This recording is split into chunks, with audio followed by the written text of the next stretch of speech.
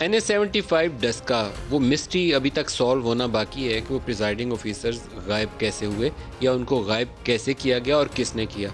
मैं कल वाली बात पे आज भी कायम हूँ और दोबारा दोहराऊंगा। कल मैंने प्रोग्राम में यहाँ शुरू हुआ तो कहा था कि पाकिस्तान तहरीक इंसाफ का जो ओवरऑल नैरेटिव है उसके साथ ये सही नहीं बैठता कि प्रिजाइडिंग ऑफिसर को कोई उठा के लाई जाए या गायब कर दे।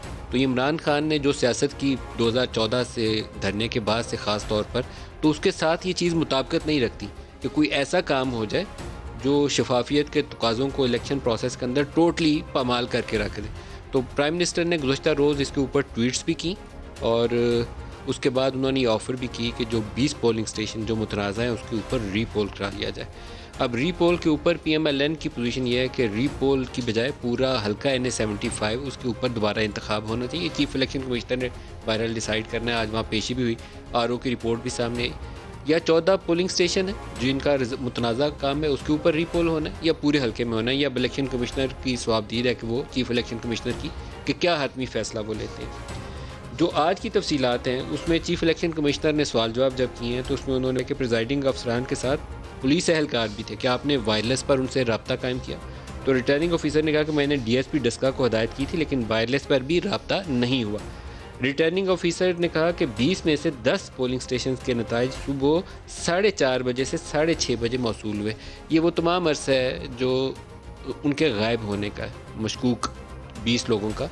तकरीबन वो 12 बजे के बाद से लेकर सुबह जब तक वो रिपोर्ट नहीं हुए तब तक वो मिसिंग रहे हैं और यहीं से वो डिस्क्रिपेंसी का आगाज़ होता है, जहाँ से PMLN जो फॉर्म 45 पेश करती है उसके रिज़ल्ट्स कुछ और हैं और फॉर्म 45 जो प्रिजाइडिंग ऑफिसर्स ने सुबह 6 बजे पहुंचने के बाद दिया इन मुतनाज़ा 20 पोलिंग स्टेशन का, उसमें से 4 छोड़कर बाकियों के रिज़ल्ट्स कुछ और हैं। उसमें से PTI का वोट बढ़ गया और PMLN का वोट कम हो गया। चीफ इलेक्शन कमिश्नर जो है उन्होंने कहा कि इलेक्शन की रात जब आपसे हमने रब्ता कायम किया तो आप घबराए हुए थे। आपने कहा था कि पुलिस और इंतज़ामिया तावन नहीं कर रहे। रिटर्निंग ऑफिसर ने कहा कि इंतज़ामिया ने तावन किया था लेकिन बाहर हजूम बहुत ज़्यादा था। चीफ इलेक्शन कमिश्नर साहब ने पूछा कि क्या फायरिंग करने वाले गिरफ्तार हुए? तो इसके जवाब में रिटर्निंग ऑफिसर ने कहा कि फायरिंग करने वालों के ख़िलाफ़ मुकदमा दर्ज करने का हुक्म दिया है। चीफ इलेक्शन कमिश्नर साहब कह रहे हैं कि मोटरसाइकिल सवार भी फायरिंग कर रहे थे, इस पर क्या एक्शन हुआ? तो इसके जवाब में उन्होंने कहा कि मोटरसाइकिल सवारों के खिलाफ मुकदमा दर्ज हो चुका है। फिर जनाब इलेक्शन कमिश्नर साहब कह रहे हैं कि आपने इलेक्शन मटीरियल की सिक्योरिटी पर भी सवाल उठाया था। तो रिटर्निंग ऑफिसर ने कहा जितना मजमा इकट्ठा था खदशा था इंतखाबी सामान को नुकसान ना पहुँचे। और चीफ इलेक्शन कमिश्नर जो इसके ऊपर ऑब्जर्वेशन दे रहे हैं, जो हेडलाइन होनी चाहिए हमारी, वो है कि इलेक्शन का नतीजा ठीक हुआ तो जारी होगा। ये बड़ा इंपॉर्टेंट स्टेटमेंट है। इलेक्शन ठीक हुआ तो नतीजा जारी होगा, साफ शफाफ हुआ। अगर क्वेश्चन मार्क हुआ तो नतीजा जारी नहीं होगा। वरना क्या होगा? अगर इलेक्शन ठीक नहीं हुआ तो रीपोल करवाएंगे। अब रीपोल की यहाँ वजाहत नहीं है कि रीपोल से उनकी मुराद क्या है। जो 14 पोलिंग स्टेशन है वहाँ, 20 पोलिंग स्टेशन है वहाँ, या पूरा हल्का NA-75। जो RO की रिपोर्ट है, RO की रिपोर्ट के अंदर कुछ चीज़ों का जवाब मिलता है। वो कहते हैं कि 23 पोलिंग स्टेशन ऐसे थे जहां प्रिजाइडिंग ऑफिसर्स के ऊपर सवालिया निशान उठा। PMLN ने जब कंप्लेंट उनकी नुशीन इफ्तिखार ने फ़ाइल की तो वो सवालिया निशान 23 पोलिंग स्टेशन के हवाले से था।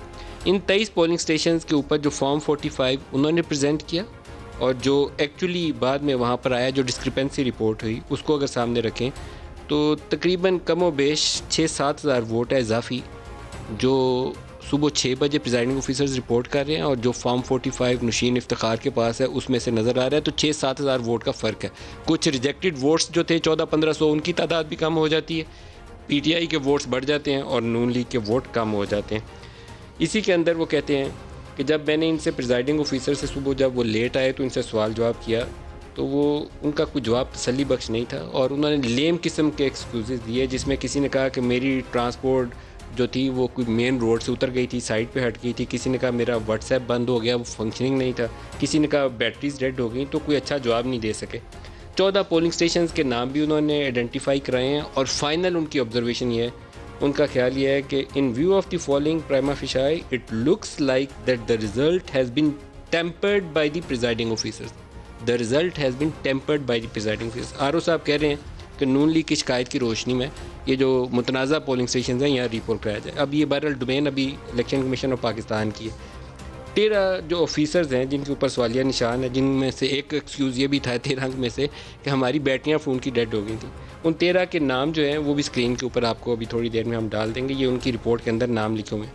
मरियम नवाज़ ने इसके ऊपर एक ट्वीट किया और ट्वीट बड़ा सख्त किस्म के अल्फाज में है। वो ये कहती हैं ये धांधली नहीं है, एक मुनज़्ज़म ऑपरेशन था जो आला सतह से मैनेज हो रहा था। इलेक्शन कमीशन का अमला अगवा कर लेना, इनको पूरी रात एक मुकाम पर रखना, वहाँ तहरीक इंसाफ के सरकर्दा अरकान की मौजूदगी में नताइज तब्दील कराना और फिर 14 घंटे के बाद इनका अचानक या बाजमात वारिद हो जाना निचले लेवल का काम है। वह आगे क्वेश्चन मार्क है।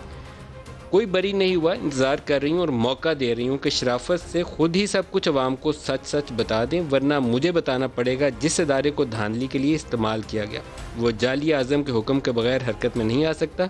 इसके अलावा अभी 2 अफराद के नाम आ चुके हैं, वो मेरे पास हैं।